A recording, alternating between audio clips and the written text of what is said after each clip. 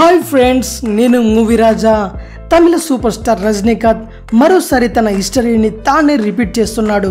గత కొంతకాలంగా సరైన హిట్ లేని రజనీ కబాలీతో మరోసారి ఫామ్లోకి వచ్చినట్టు కనిపిస్తోంది. ఇప్పటికే విడుదలైన ట్రైలర్ దుమ్ము రేపుతోంది. ప్రపంచంలోనే ఎక్కువ మంది లైక్ కొట్టిన రెండో వీడియోగా ఈ ట్రైలర్ రికార్డులను సృష్టించింది.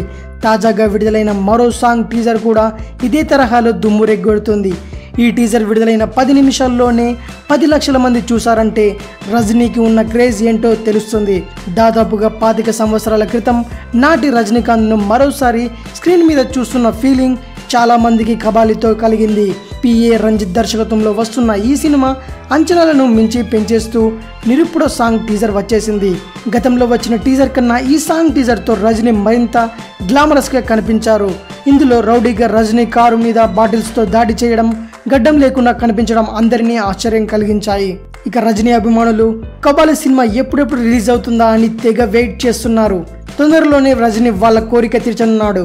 మీకు ఈ వీడియో నచ్చినట్టయితే లైక్ చేయండి, కామెంట్ చేయండి మరియు ఛానల్ని సబ్స్క్రైబ్ చేయండి. Thanks for watching.